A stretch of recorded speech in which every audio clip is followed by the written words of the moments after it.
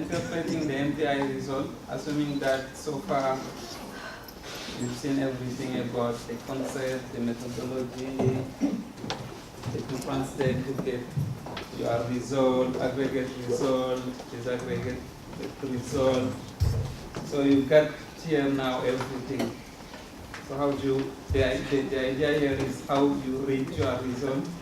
It is the first step of communicating your result. Because before you be able to communicate what you finding, you want first to be able to interpreting properly what you have. So before we really get into interpretation and communication, I will go through again the different steps that we've been seeing so far, and by going back and forth between like theories and how it looks like in data. Because I think you already got a chance to see that what we're presenting in theory, sometimes when you are sitting on your computers, you open the data set, it's a different picture, right? So we go again through all of these steps and see then how you reach your result and what we're expecting you kind of to present on Friday.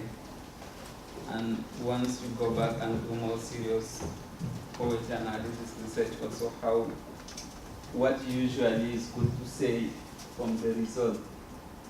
And we emphasizing too much about, you see the way the discourse is organized, is we emphasizing too much about institution, communication, interpretation, because to be able really to capture the main interest of this approach, which is its policy use.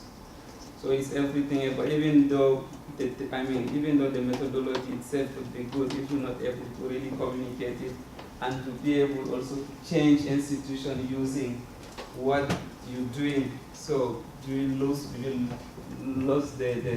relevance. So you already heard that the good things we have the methodology is a very intuitive method, easy to understand.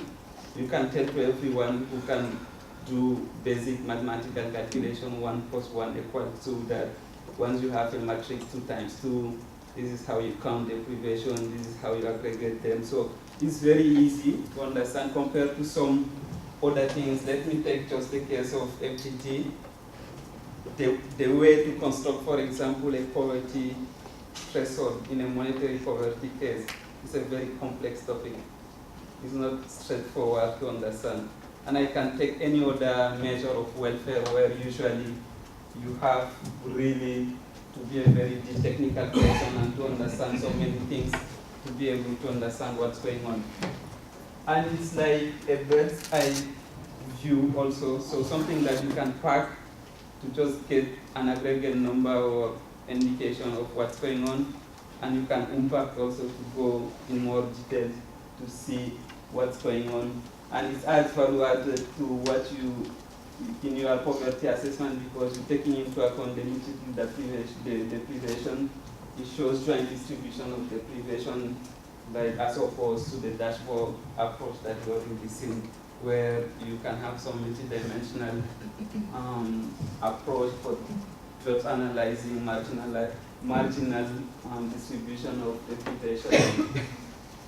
And it's incentive to reach the poorest of the poor, so you can go by changing the different poverty cutoff, the deprivation cutoff, to really go more deep and see. Very flexible, depending on what you want to measure. The framework is the same, which is the F methodology. It can be used to measure poverty, well-being, any other things. And you can just have to design it the way you want.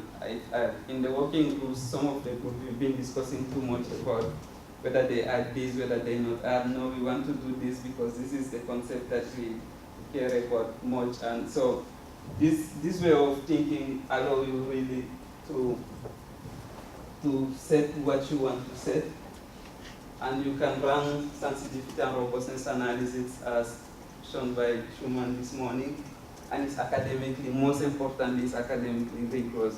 I don't know if you heard, but 6-7 months ago, the Journal of Public Economic papers were James Hussein and Sabine Archive published this work. I mean, the foundation of paper was the most cited one in the history of the journal. So just to tell you how, also from an academic perspective, an impact perspective, it is. So having said that, let me remind very quickly how we start last week. So last week when we talked about once we talk about the literature, the unidimensional approach, and the properties of multidimensional approach, when we start the methodology, the first step was you have to make sure what is the purpose of your measure and what is the unit of analysis, because everything starts from there. Once you are very clear about these two steps, the indicators that you define, the level of threshold that you will define, the deprivation cutoff that you will have, will directly follow from this.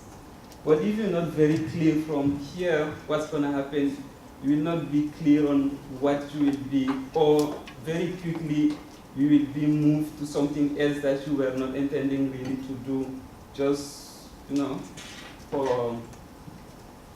So this is more or less what's happening in this picture. I think copyright is to Mauricio, maybe, I'm not sure who prepared it, but basically this is true in any research that you're doing. Usually there is something that you as a researcher you want to understand, and there is something that the project and sponsor is looking for. There is something that, I don't know, the senior research analyst has this in mind, and there is something that the user, who can be a policymaker, who can be just a student, who can be anyone, want to see. So there are different parties here, and they are usually what they're looking for is a bit conflictual. So I'm showing you this just to say any type of work, any type of research you're doing, you have to keep in mind the user, because at the end of the day, it's just the user, what the user wants matters. I know some of the researchers, this is also sometimes the difference between someone who is doing research because maybe he's looking to change a world or to have some impact in a certain way. And sometimes there are some researchers who is doing just research to try to put it in any academic journal where, so you see, depending on where also you want your research to get, so what is the target, which user you are targeting, right? So if you're targeting, for example, policymakers, you have to make their life very easy. I will come back, for example, by the end of this presentation to show you the kind of things that policymakers want to see. They don't care about how very, I don't know, robust or very precise or very complex your model. They want the very clear message and what are the political maybe options that they have with what you say, and what are the costs, most importantly, because even though you're proposing something interesting. So these are a set of things that we will get back in a bit, but what you want to keep in mind here is that make sure that the purpose of your measure is very clear, the unit of analysis is very clear, and the whole process is driven by what would be the easiest for the user, not for you, and not what you can program in data also, or I don't know. If you have something that is more easy and you cannot do in data, you can also move to do it with something else. So all of these things are here just to help you to get what would be easy to communicate. So once we've done these two steps, so then once you know what is my measure is, I don't know, it's just a poverty statistics so that I can put in the statistical booklet of the countries every year. Or my measure is to monitor progress in the SDGs framework. So you have a set of indicators, a set of different things that you want to see every year if the countries is doing well or not. Or my measure, I have a budget, I have to allocate this budget in a 5 years period I have to identify, for example, what are the most efficient way to use this in terms of targeting and so on. So it could be many other things. And based on that, once, what is your unit of analysis? Are you trying to analyze household, adult member of the household, children, or just a specific population of a region? So once you get this also, now you can start then thinking, what are the different aspects of poverty that I want my measure to take into account? Once you know these different type of poverty, you want to see how do I capture them in a more like technically appropriate and also statistically meaningful.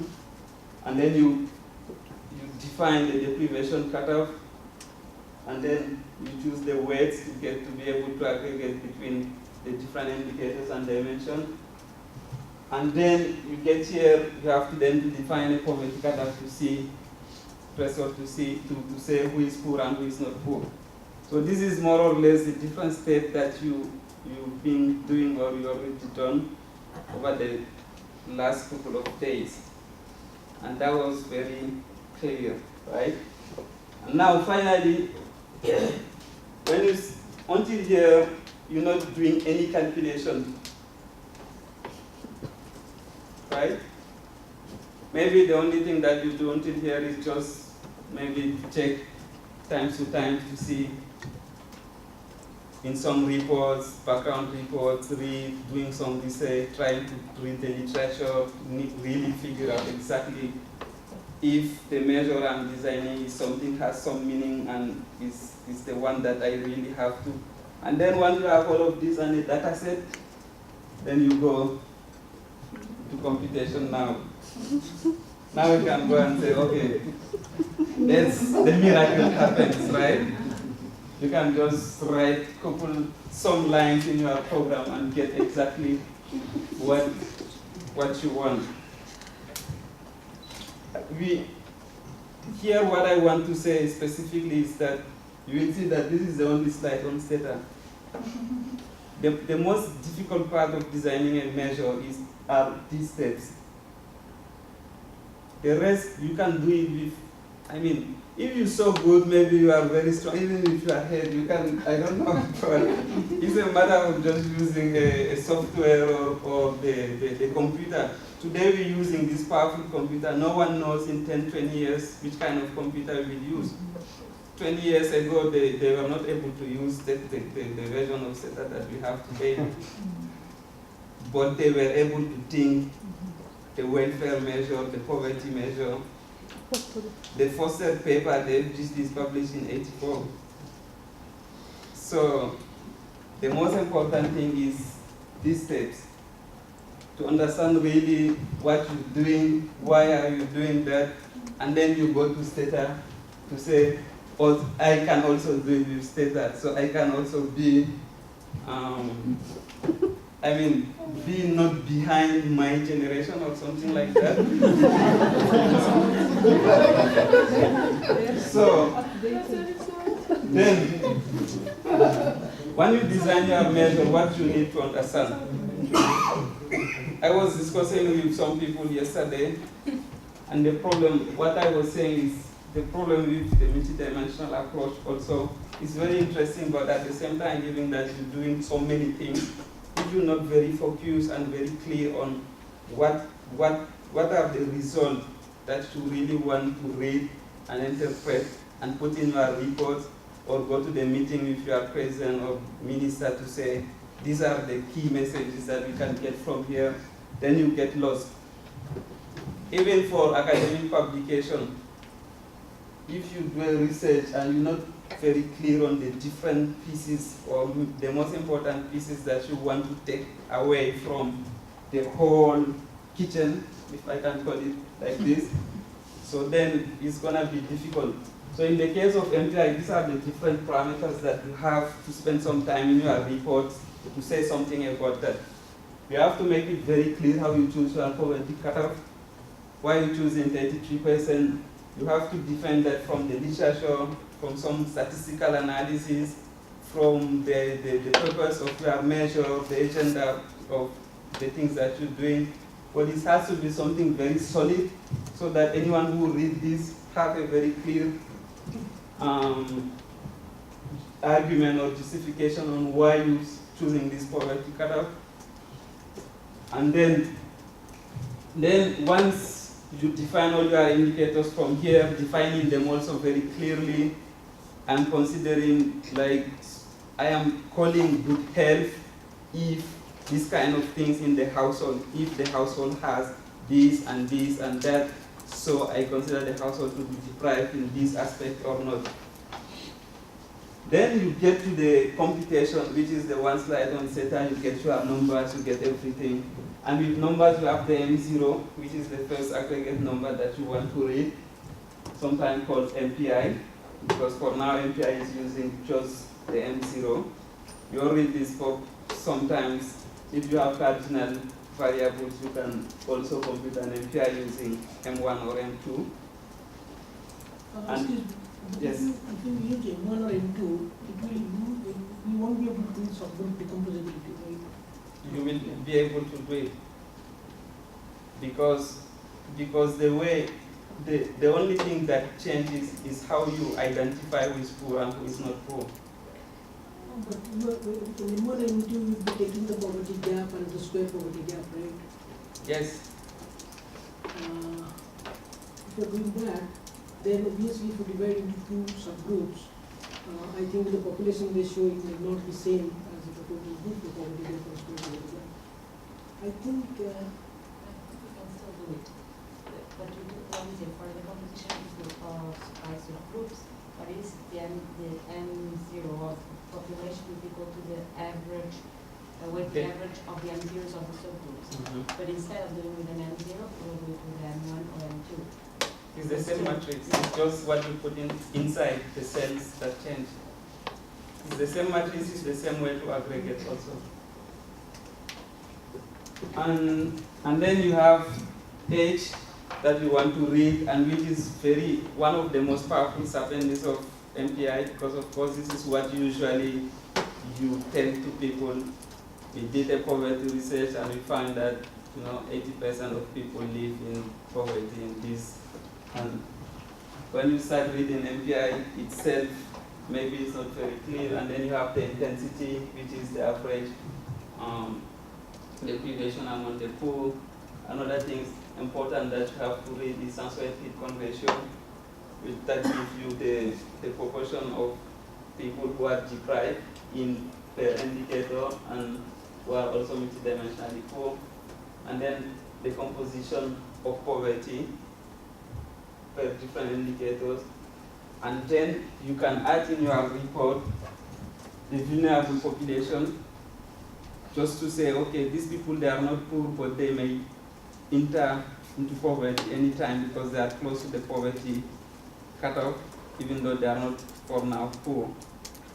And then now you can compute also as something, a bonus of your research, or to get more information, the situation also to look at the poorest of the poor by lowering the deprivation cutoff, or you can see the MPI, the severely MPI poor, which is another way of seeing the poorest of the poor, but by increasing the deprivation cutoff, the poverty cutoff. So in the global MPI, we're reporting all of these things. I have a question about the institution and the figure. So when you say the figure, you are just changing K into the institution C, or? So when we say the institution, we're changing the Z. Z is going to be actually the deprivation cutoff. So instead of, for example, say, going to be larger. instead of saying like household is deprived if no one has completed 5 years schooling, we will say household is deprived if no one has completed 1 year of schooling. So it's a very low level of deprivation.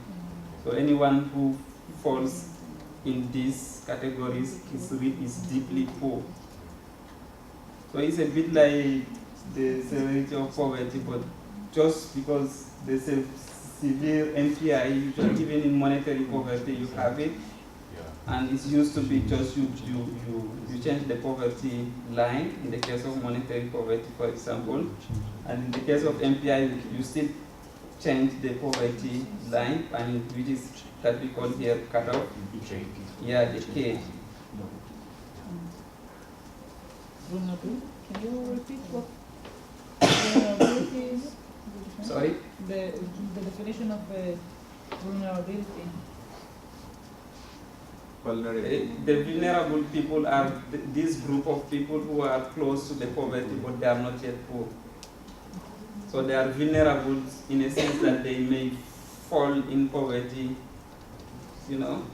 No, but in terms of like their A is close to K, or? So in the case of global MPI, for example, where the K is 33%, the vulnerable are those who are between 20 to 32, 20% to 33. So it's in terms of the number of deprivations, okay. And then you do all of these things for different subgroups. So if you do an MPI research and you're able to do this for the different subgroups and to interpret them properly, I think you've done you do what you did what you have to do. And you will see sometimes it's not easy, specifically when you start doing the subgroup decomposition. Sometimes you have really to make connections between different like lesson or result that you're getting from this sub-decomposition analysis to another one, and so on. Maybe you get a piece of the story here, you have to link it to another piece there to be able to get a story that makes sense and that you can tell. So now let's go back to the different steps. It's also like a kind of reminder or revision of everything you've been doing, just to make sure that everything is absorbed well, and that all of you will get 100% on Saturday in the exam. Right? So let's start with how the multidimensional data looks like. So most of the time, this is how they look. And now you're very familiar with the multidimensional data. You have different dimensions or indicators depending on how you want to call them, as long as you know exactly what is the subtlety, if I can say, between the two. And then you have the person on the line. And then most of the time, we start with a matrix of achievement, where is more and like it's not in terms of deprivation that you have, so you have to define what is deprivation from the matrix of achievement and try to see if the achievement of one person in one of the dimensions is greater or less than the deprivation cutoff, which is this is where you really define what is deprivation means from this multidimensional data set. And then you went into your data set. The first thing to start with is just to play with data the same way we done. So the first working group we had was just what we call exploring the data set. You do different type of tabulation to see how your data set are, what kind of information they have, and what are the attributes, for example, for this categorical variable. And from there, how can you, what would be the Z? So this, in this case, for example, of water, you have different attributes of water. So what would be considered to be deprived? So you try to track all of these different variables that you have in the measure that you design to see. So for example, if we take the case of global MPI of over 100 countries that we're doing, so you've seen that in terms of standard do file, you can have a standard do file. So for the amount of work that you have to do is to go line by line and make sure that what you have for example, in a, let's say, the file that you're doing now correspond to exactly what you have into your data set. Maybe in one country you will get just half of this attribute, and in another country you will get all of them, and in another country you will get even something that you never seen. So you have to really understand what this means. If you don't understand, you have to go into reports to try to understand. If you're not able, you have to call the statistic people of these countries, those who have collected this data, to ask them. So we've seen that you're calling this, what this really means in your country, how you know. But the objective of this step is to make sure that anything, all the information that you have in your variable or in your data set, you're able to code it as deprived or not deprived. And you may have some missing also. You want to make sure that how you have to code this missing also. Are they really missing, or they are missing because these are the kind of information you have there and you can record them as deprived also. So these steps of understanding your data set is one of the one of the important steps in doing this. So now, when you have this, now you can move to the deprivation to say, okay, for each of the variables or the indicators that I have, how I can say this person is deprived, this one is deprived, this one is not deprived. If we go back to what we have here, we're saying that because their income, the income of this person is less than 500, the income of this one is less than 500. So these two are deprived. This one is not deprived because his income is greater than 500, and the other one is not deprived also. And then we get the deprivation matrix that you already computed 2-3 days ago. For each of the indicators. And then, once you have defined your deprivation, matrix, another checks that you have to do before you go further is to cross-tab the new variable that you define, which is the deprivation cutoff, with the original variable you're using to define it, to make sure that by mistake or by misunderstanding, you have not got wrongly something. So you can see here that you make sure that all the zero that you get in here are for people who are for attributes that define the non-deprivation. And all the numbers which are different to zero correspond to attributes that you consider to be deprived. So in case of water, you get this. In case of schooling, you can take, for example, year of schooling for each household member with like being deprived in schooling or not, to see if also like the interval of schooling, which is 0 to 6, that you have correspond really also to those people who have less than 6 years and so on. And then when you check this, so that means now you have a solid deprivation matrix.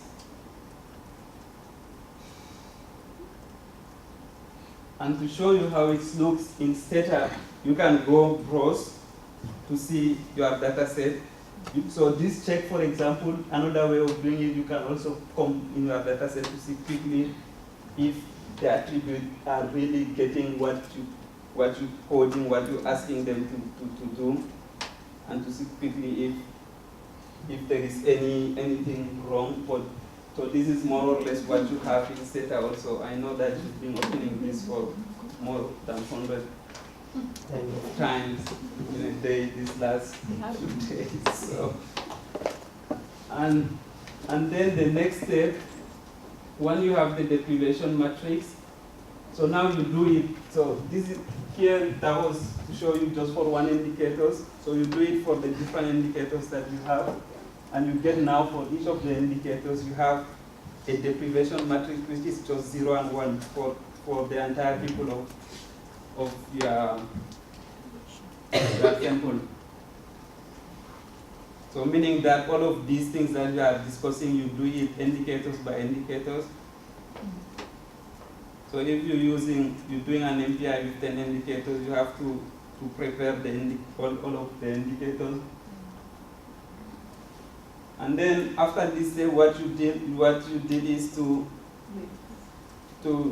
weight the deprivation matrix, which here we're using equal weights, 4 dimension, 0.25 for each of them. And then you see again in theta how it looks like, the weighted deprivation for each of the indicators. And then you get the counting vector.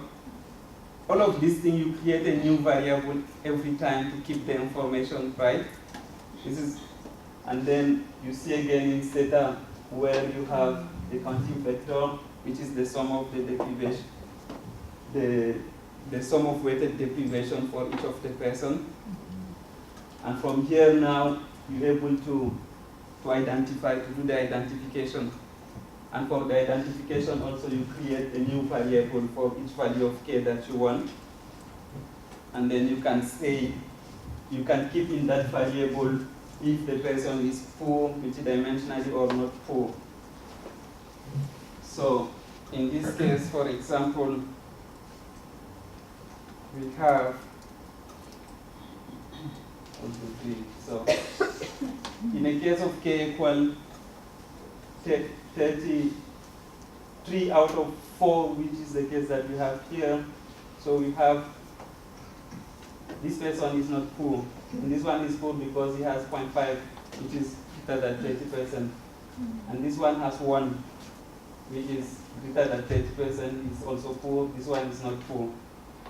And in the case of k equals 60%, this one is not poor because he is not depriving nothing in anything. And this one is not poor because he is deprived 0.5, but the cutoff is this. So now you have a variable for each value of k that tell you if the person is deprived or not. And this is how it looks like in theta, where for different value of k, you have a vector of 0 and 1, which is the identification vector to say if the person is poor or not poor. All of this, I think this one you did it 2 days ago. And then you do the same to get the intensity of poverty. Yes? What are those percentages about? Here or the previous one? Here. So this is unsatisfactory ratio. Oh. So it's just the proportion of poor people over the total number of population. And then once you have the unsatisfactory here, now the identification, you want now to get the intensity. And to get the intensity, the variable that you have to have is that this variable, you just have to put some dots in for all the people who are not multidimensionally poor. Because what you have to do after is to take the mean, the average, the mean of intensity, of deprivation score, just for the poor people. So you're censoring, but you're not censoring by putting 0, but you're censoring by ignoring them. These are 2 ways of censoring here. For the M0, you're censoring by putting 0. So you're not ignoring them, but you're just giving them a score of deprivation of 0. And you take the average, you get the M0. And for the intensity, you put you ignore them, you take the average, that will be then just for the poor people, and then you get the intensity. So from this step, so once you have actually the C, the next step is to compute the C of K, which is the censored one, and then you create these things to say if the person is not poor, you put the dot. If it's not is poor, you keep the value of C that you have. This is how you get it in theta. But this is not the correct one for the example, right? I know, because here also you It's have supposed to be different, like one. you have different value of k also, and here the example is just 3 times, 4 times 4, and here I think it's an actual data set. Now, this is what I was saying. So now we can also then compute the M0. So you take again, you translate again your quantum vector, but now by putting 0 for those who are not multidimensionally poor. And then you take the average. And then when you take the average, you get directly the M0. Or you can just take the average of this matrix, you will get the same result. Okay? And this is how your variable will look in setup. So all of these people where you have 0, that means they are not multidimensionally poor. Sorry? For that k. And then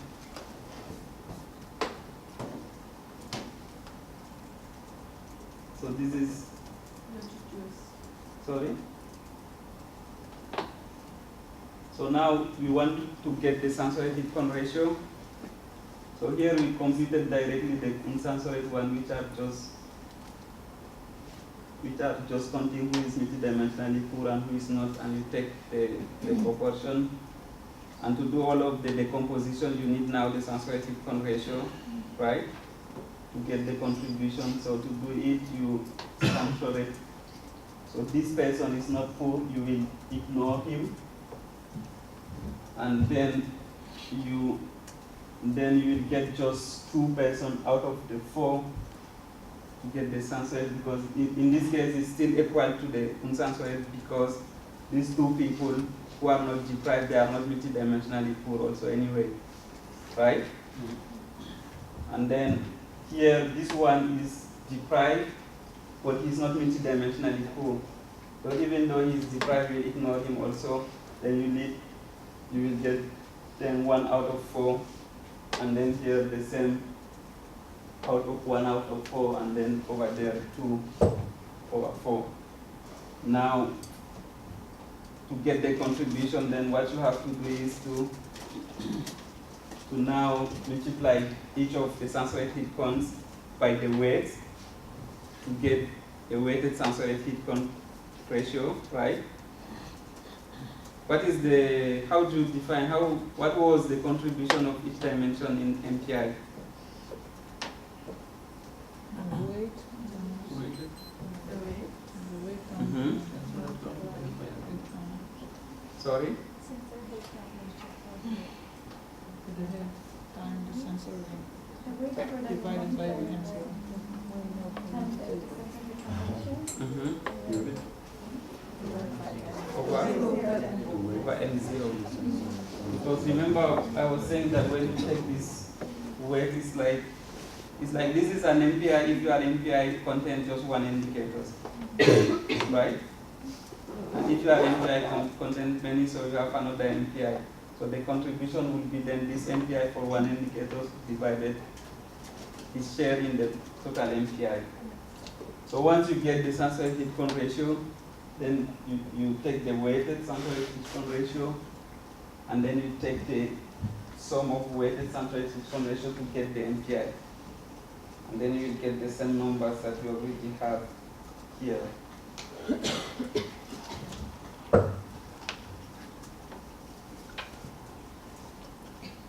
Okay? Now, then what? Yeah, so this is what we just done before, and then how you do get the contribution is just what you said, is to take the weight time the sensory heat-con ratio divided by the MPI, and you do the same there. And the sum of all of these things has to give you 100%. Very clear, very well absorbed so far, right? It's 0.25 and the 5 is on the second line. Yeah, this is what happened. Yeah. I'm sorry for the typo. So we can do the exam tomorrow, so that we leave early instead of staying until Saturday. We all go back home on Friday. What do you think?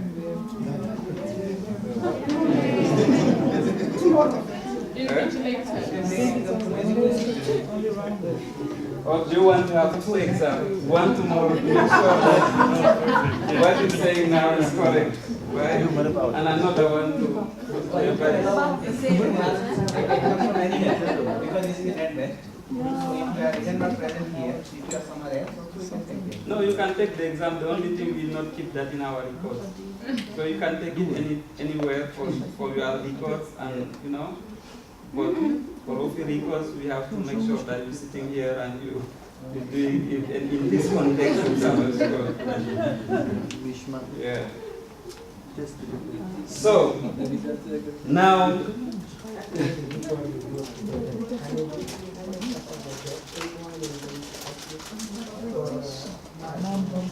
No, I will not do it because it's more technical things. So if I start telling that maybe some people will get it, but it's not good. You know, everything is in the book, or if you want after the presentation, we can talk about that. But the main idea is just, instead of just giving deprived or not deprived, we will take the gap between the achievement of the person and the deprivation cutoff. You see, so then you get something continuous instead of just having something that jumps from 1 and 0 and 1. So this is the M1. So instead of having deprivation matrix, you will have a kind of gap matrix. And then the M2, you will have, instead of having this gap, you will have the square gap matrix.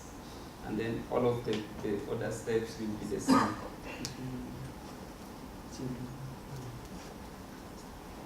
So, can someone very briefly summarize what I presented so far before I go further? Just to because there is a logic in this presentation, so I want to get a sense of how we're following the logic.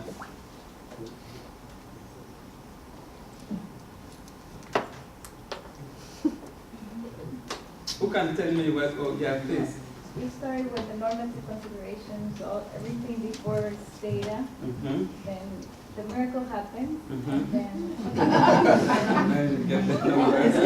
like how to calculate M0, H, and A, and how to decompose them. And how do you link that to all the classes that we were having from last week, from Monday?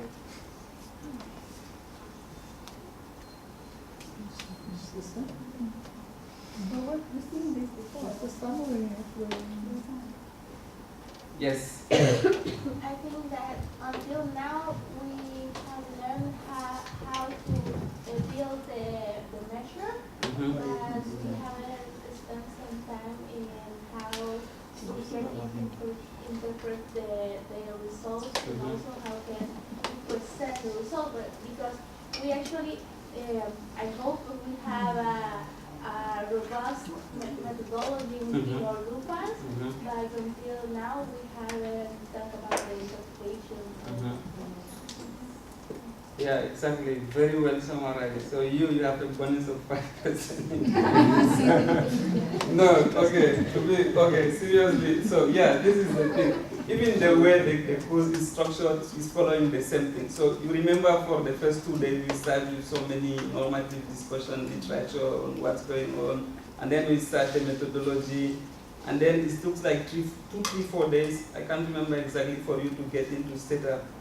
Once we're done with all of these designing problems, then you went to setup. For the last 3, 4 days since you started working setup, you just try to get all of these numbers, right?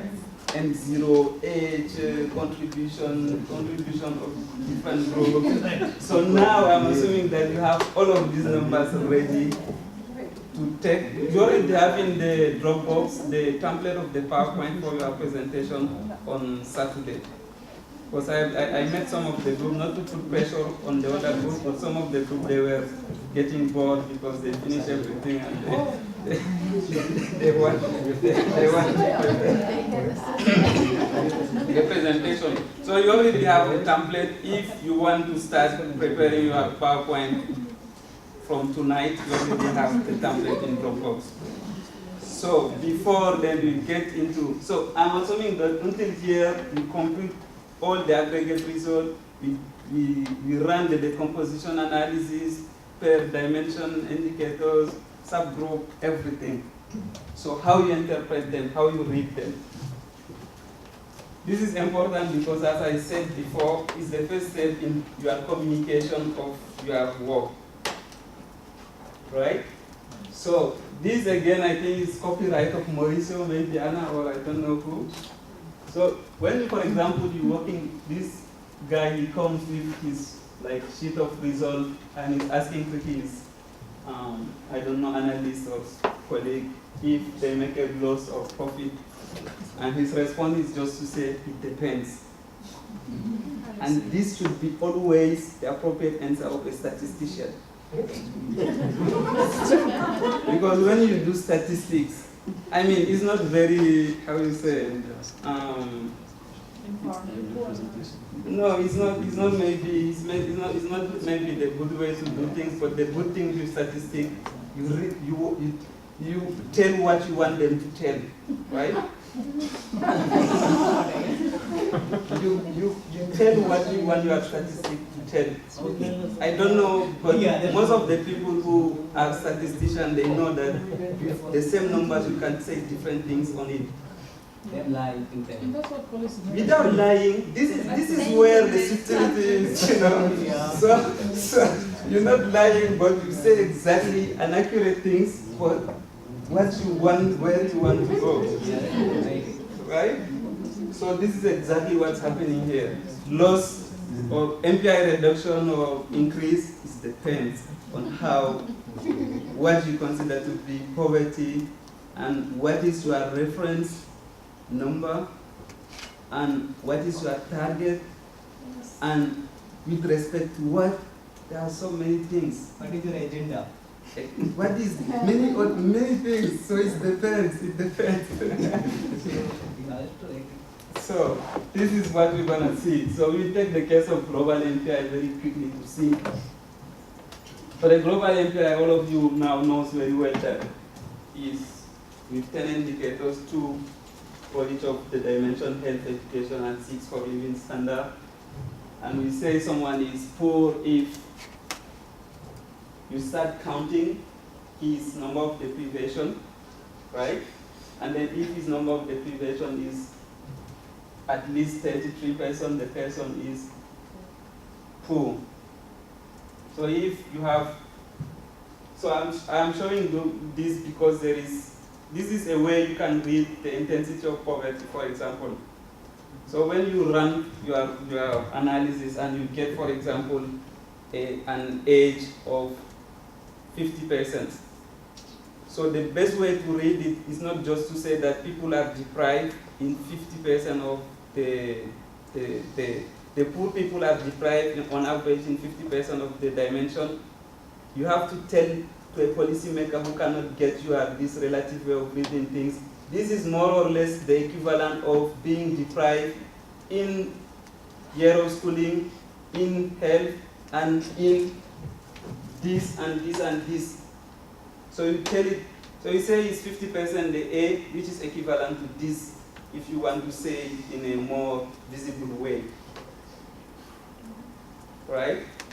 And usually what's happened, the mistake that you need to pay attention here is that you have to take into account that the weights may be different from one dimension to another. So if that's the case, you have 50% of deprivation in indicators may not correspond to 2 dimensions out of the 4. It may correspond maybe if you want to identify like what are, for example, the equivalent. Maybe you will get that is 6 because some of these 6 they are not equally weighted with the rest. Okay.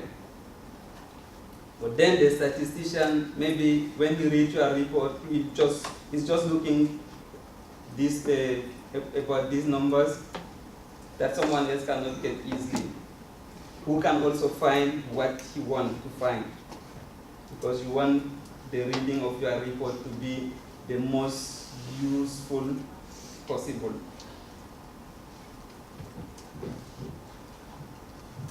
So, what is M0? M0 is age times A. You already seen that. How do you interpret M0?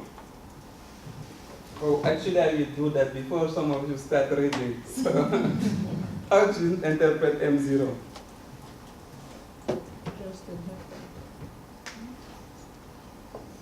I know we had a very energetic discussion here about how to read M0. We adjusted it to severity of poverty. The Intensity, ratio of the severity. deprivation of the poor to the total deprivation possible. Very well. Anyone to elaborate on that? This is exactly what it is. But anyone want to say something more about that? With some scenario. So if you have a population where all the people are poor, and in addition to being poor, they are 100% deprived also. So then your M0 will be 1. If you have just, I don't know, one person who is deprived in 100%, your M0 will be, yeah, it depends how many people. I like that, it depends. It depends on how many people. If you have one person, then it's yeah. So this is what is going on. And if you have no one poor in that population, M0A, everything is, M0A and everything is 0, right? So your M0 is on average what the poor, you have to emphasize on the poor, because it's not the average deprivation that you have in that society, but it's the average deprivation that the poor people of that society face relative to the total possible deprivation that that society may face.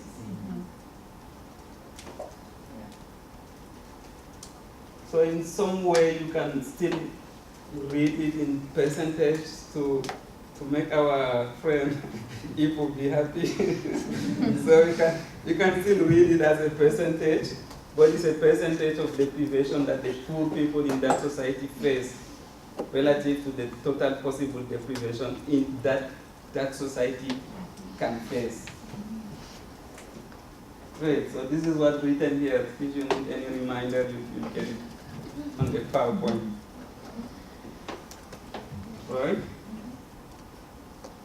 Now, what is the, so this is, now we can actually try just to see how you get the M0 by taking H times A. If you don't want to do H times A, you can just take the average of your weighted deprivation matrix to get the of your sensory weighted deprivation matrix to get the M0. If you want to do different steps, so you first complete the H, and then you complete the A, and then you take the product. To complete the H, you have to identify who is poor, who is not poor, using the counting vector. When you use the counting vector here, you know that these 3 people are poor because we are in the case of global MPI, I think, yeah, so the cutoff is 3.3. So these 3 are poor, so you have 3 over 4. And then your intensity is the average deprivation among the poor, which is just the average over these 3 poor people that you get here, divided by 3, you get this. And then the NPI is then H times A. Very clear. So now let's go and see some numbers and we try to read them. So this is the case of Nepal, 2006. So you have an MPI of this, an edge of that, an A of that. It may be very obvious for most of the people. For those people who is not obvious, can I just hear from them, or I don't know, from anyone who want to read these numbers? I want to hear these two friends. Can you read these numbers? What it means? So what it means in Nepal to have an MPI of 0.35 and age of 64.7%.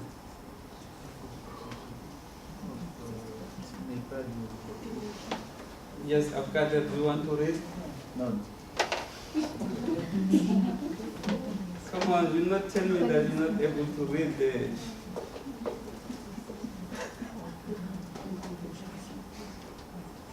Yes, James, go ahead. Alright, so I guess we'd start in order with the head count ratio.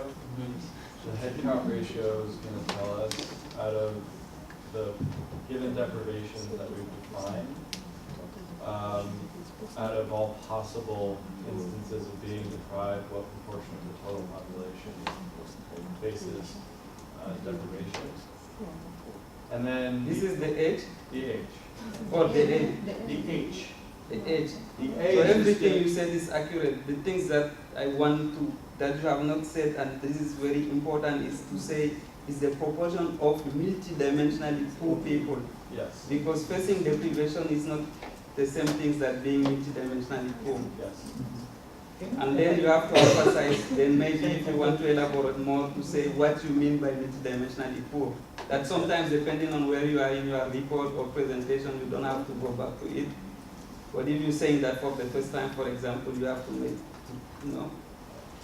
So now I stop you, so now you can continue. Okay, so then if we move along to A, we are looking at, of the people that are multidimensionally poor, what's the average share of deprivations that they face?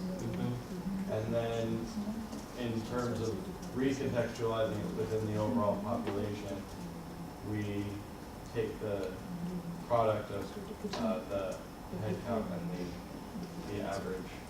And So now what you did is to explain to me what is H, what is A, and what is M0. yeah. Now can you read now the numbers to say what it means in Nepal, please? Because this is the way you do your reports. In the report, you're not gonna say like, actually H means that this. You're gonna say, okay, we did a research analysis in Nepal, and we're finding that in Nepal the NPI is 0.35, which means that poor people in Nepal are deprived of 35% of deprivation, you know, out of the total. So this is the way you have to put things, right? Yeah. For MPI, in Nepal, the poor are deprived in 35% of the possible deprivation that the Nepal people are facing. Could be You facing. can just say of the possible deprivation, because given that you analyze it, Okay. you already there. Assuming it was cooking fuel, sanitation, and So yeah, and then you can add another sentence to say this is more or less the equivalent of being deprived of cooking fuel and 2 dimensions of education and 1 dimension of health. And then someone can get, oh, that's actually a huge number, or that's, you know. Good. And then, so this, I mean, we'll have the chance to see on Saturday or on Friday, because I know that many people have different skills of how to present and show things. And I'm quite sure that we will always get someone who will come out with very, like, meaningful graphs that no one was waiting for.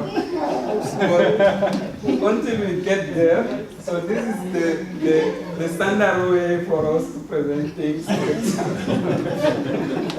So you see, I think you've seen that many times from the global MPI presentation. You always put these like bubble, things and to show.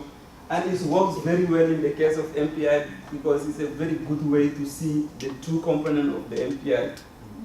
And then the size of the bubble, you can play on it to say if like the size represents the number of poor people, and then just with this graph, you have all the information of the report there. So if it goes somewhere, someone can just read your graph and then it doesn't even need to read a report. Or at least if you get to writing your report, you can do it more quickly. So this graph is very interesting and important when you presenting your MPI result. It tells you in the part 64% more or less of the population are multidimensionally poor. And these poor people, they face, on average, 54% of deprivation. And then when you have, Anna just presented how you can do changes over time. So if you have different time in your data sets, you can do dynamic analysis and do again the bubble to see how your ball is moving from in time. So what you basically want if you have a poverty reduction agenda is to kick this ball from here and it's right here. So then you can say that, yeah, I score, right?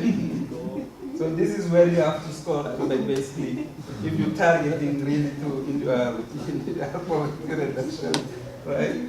So, but at least before you get there, you're able to see how it moves. So if it moves very fast, you can see, oh, this is actually what's happening. The edge move from here to there and so on. So, and these different balls or bubbles, they can be changes over time, or they can be just cross-country analysis or cross-regions analysis where you put different things, but at least you're able to compare from one point to another. So in the case that you're doing now, and in most of the case of national NPI, for example, you may want to put here the regions, or if you have a very long, for some countries, Indonesia, for example, they have a very long, it's not panel, but like repeated cross-section over time. So you can have also many bubbles here and see what's going on. Or if you want to keep it in a more traditional way, you just put in your table like this. This is what's happened in 26, this is what happened in 2011. Usually this kind of table, actually what's happening is you put them in appendix.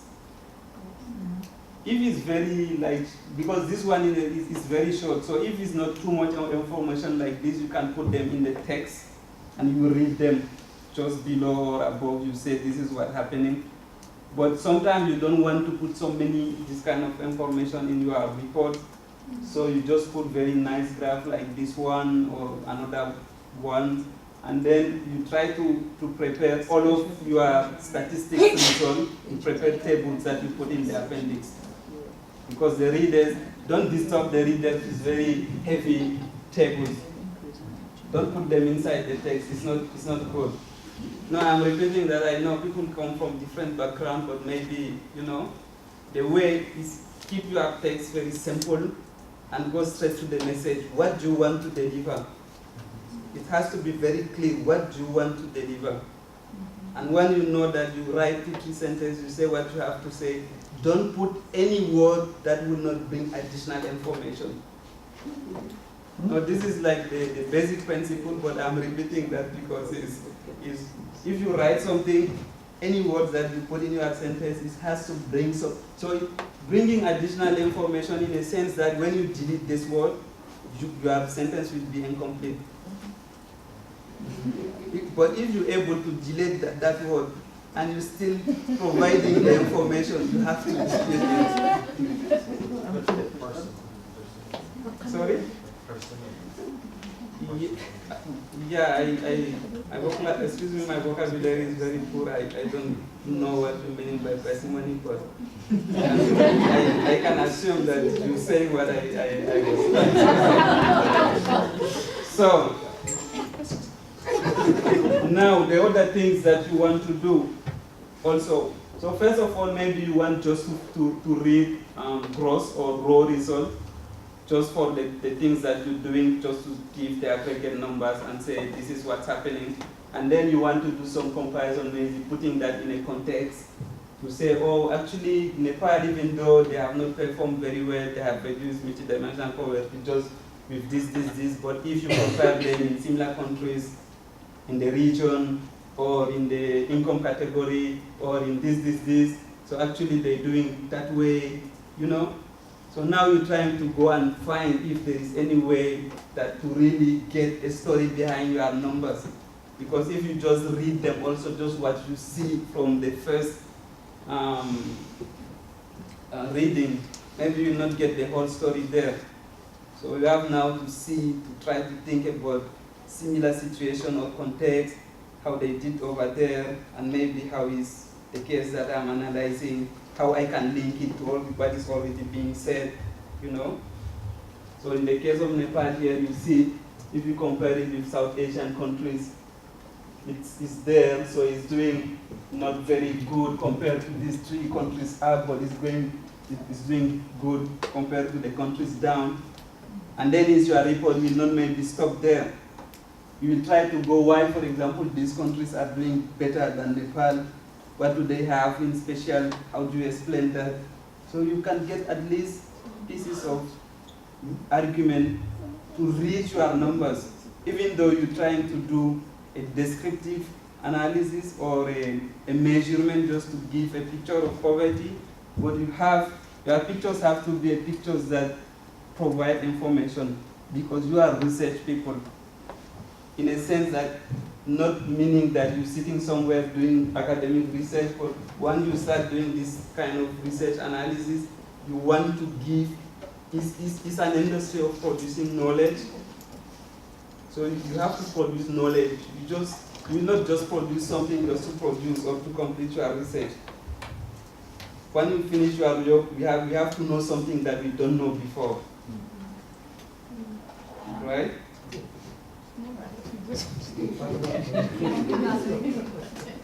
Sorry?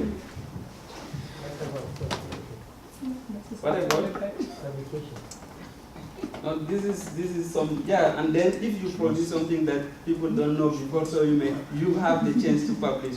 But if you don't do that, your chance to publish is from there zero. So you will be qualified. So these are and then you can have this kind of bars to present your censored and unsaturated ratio, just to show to the person that actually this is, for example, just by saying this, I know that in these countries, the sector or the area where they're doing very bad is here, and then here, and then there, and so on. So it's a good way also to see the result.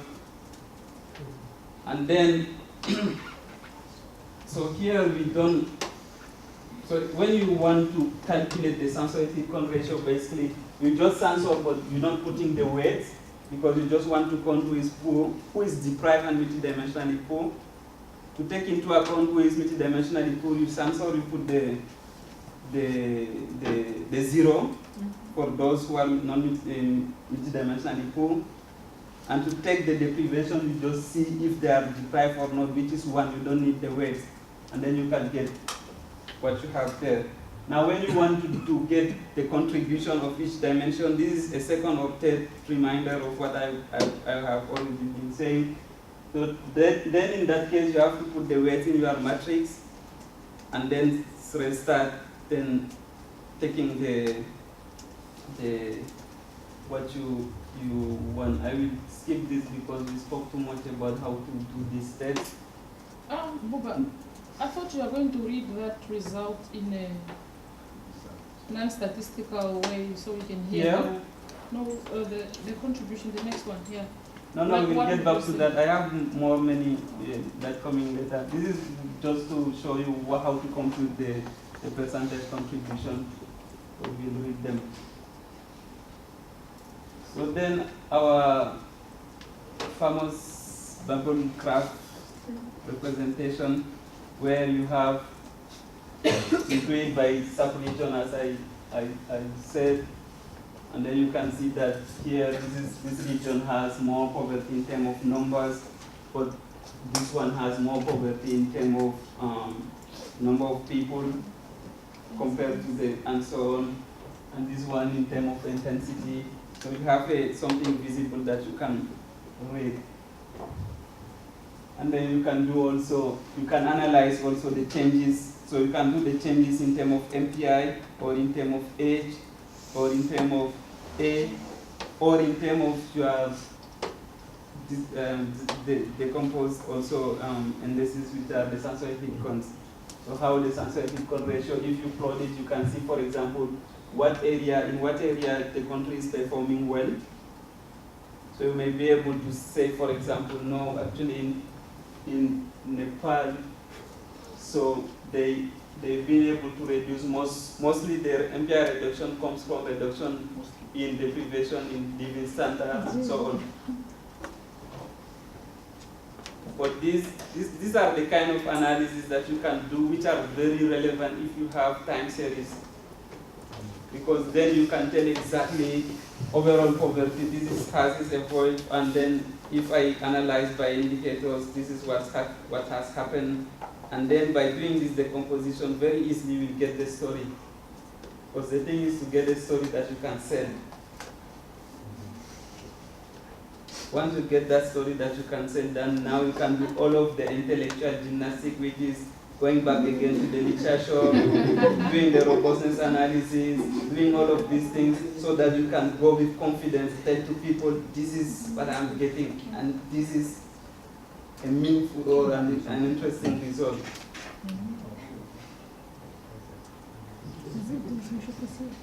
And you can also even do that by crossing the decomposition by indicators and by region, and try to see the change.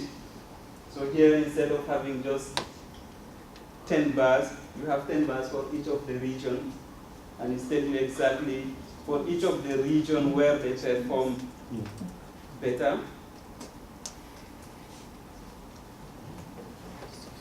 Or you can do it by country if you're doing, for example, the case of global MPI, where we have a set of hundreds of countries where we can see how the different countries are performing. And then, now, once you present, let's say you start with the M0 or the MPI. Why you cannot just stop there? Because usually what's happened, if you just read the MPI, which is very aggregated, you don't get the whole story. So this is an example here that we have in the case of Yemen and India, same level of MPI. But then when you take the H and the A, it's the opposite. So it's good at least to then, once you read the M0, you go and to read the H and to read the A and try to see if you're getting something that you can say about that, depending on what you're comparing also. And when you report also MPI result, usually we always used to think in terms of relative term, but there is kind of ethical way things going on here. So if you think just ethically, what is the most appropriate way to think? Is it just to start saying like 50% of the I don't know, let me take the case of very small countries, which is maybe Togo, are poor. Does this 50% mean same things that 50% of India, for example? It's not.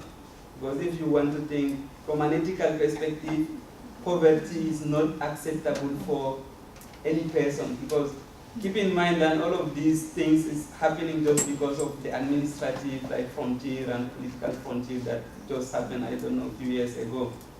So if you take the global world as, you know, the world as a globe, as something unique, so then you want to think in terms of number of people, numbers, right? And it's good to do that because at least you just have to, I will show you another graph where I already showed you something on last week where you have like when we say Ethiopia is one of the poorest countries, Actually, in countries like Nigeria, you have so many, the poorest country of the world, just in one country. Because you're not just taking the aggregate number, but you're trying to see what are the number of poor people. So when you do your MPI analysis, of course, you have to start with M0, age, and age. But sometime in the story that you're telling, you have to tell to people, actually, this is actually in I don't know, Nepal, this is 10 million of people live in poverty. You see, when you say in that way, it's different to say that 20% of person live in poverty. I'm saying, you're emphasizing this because most of the time in poverty analysis, people report just the age and they're gone. So report the age, but report also the numbers, because poverty is about numbers.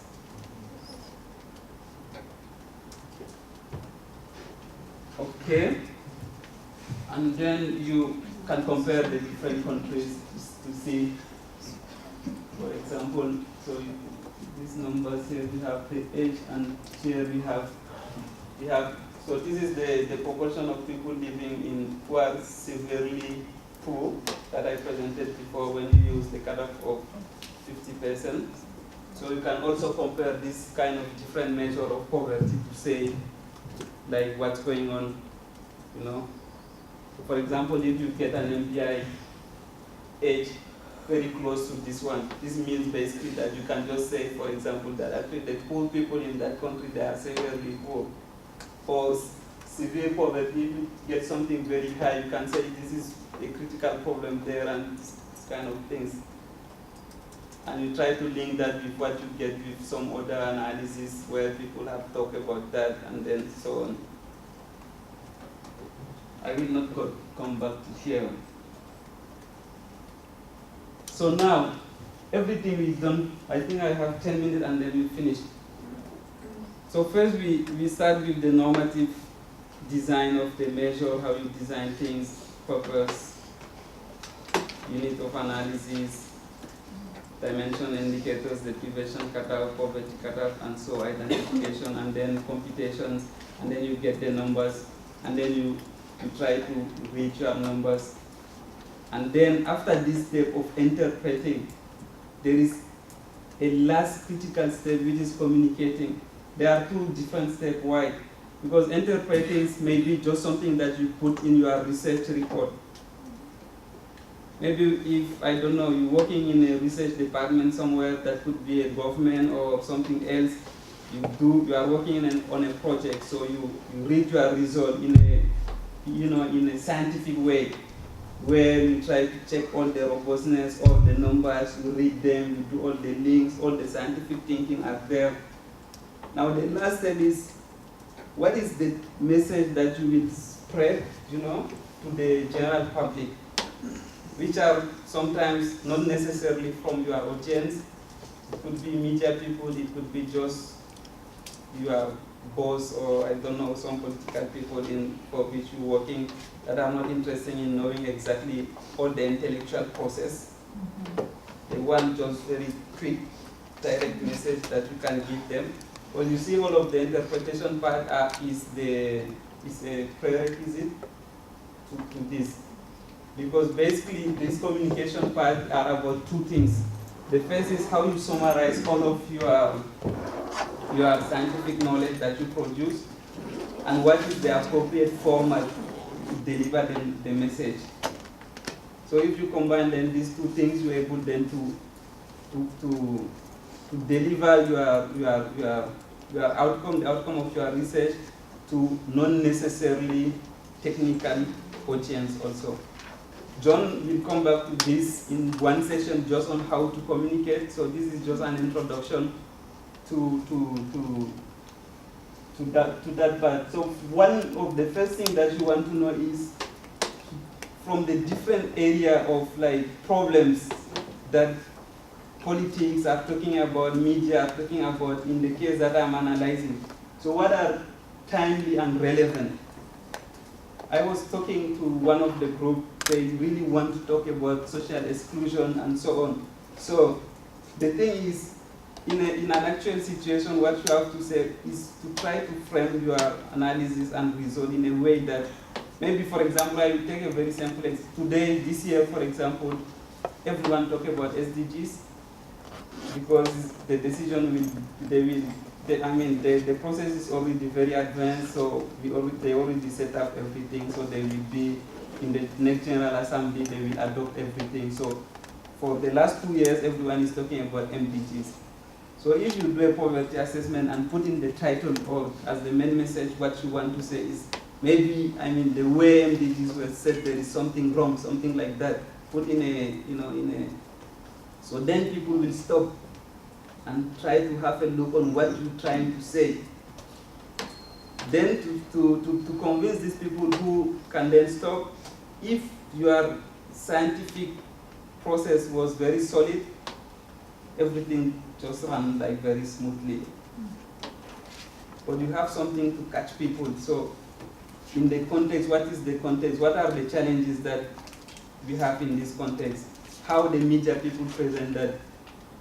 And then you take this, and then you try to find just one story of your research. If you're able to find just one, is enough. And then you elaborate all of the other results just to defend that point. To say, yeah, this is what's happening there. John Hammock, who is the expert of these things, will come back at some point. So this, for example, some examples that we had in the past. So when we start talking about the poorest of the poor, or you want to compare India versus Africa in terms of numbers that I just taught you.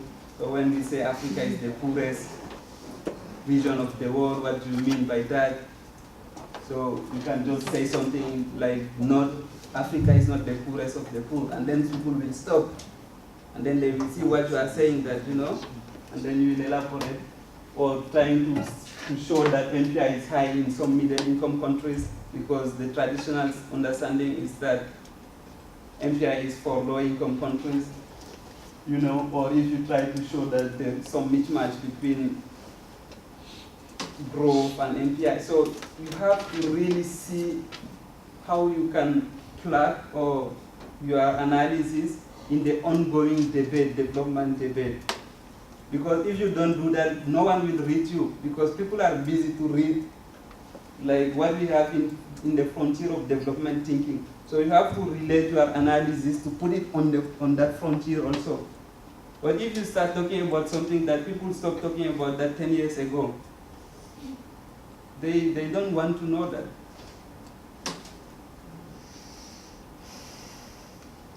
Right? And to do that, you have to go and reading the specialized media to say, this is a cultural thing, but I'm reminding you in a case. So to be a good poverty analyst, you have also to know what's going on in all of these things. What are development people talk about? What are the different pieces of the story that has not yet really been solved? These kind of things. Because if you produce something that people already know, no one will read you. Or he's saying again the same things,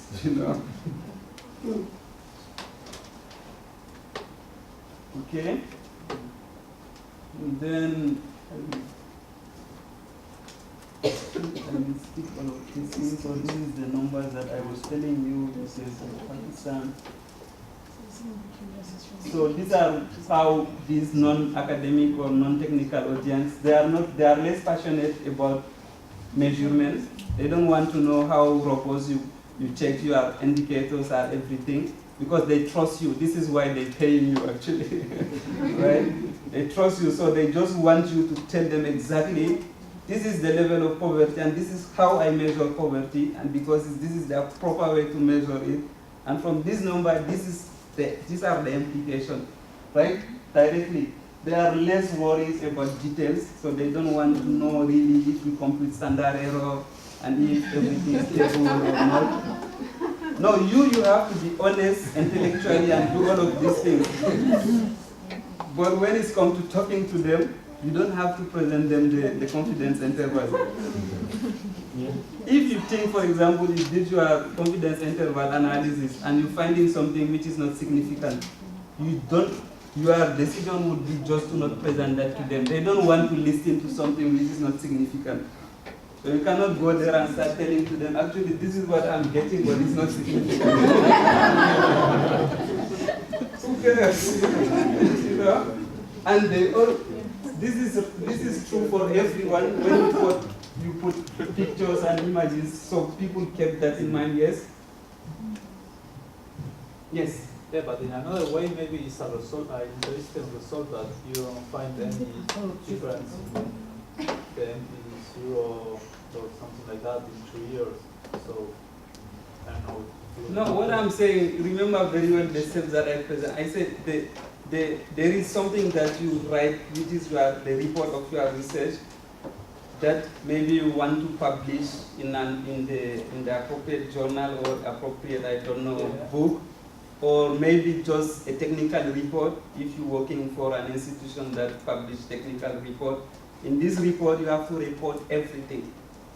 Now, these things that I'm saying here, you are director in a ministry, your minister want to talk to you 20 minutes.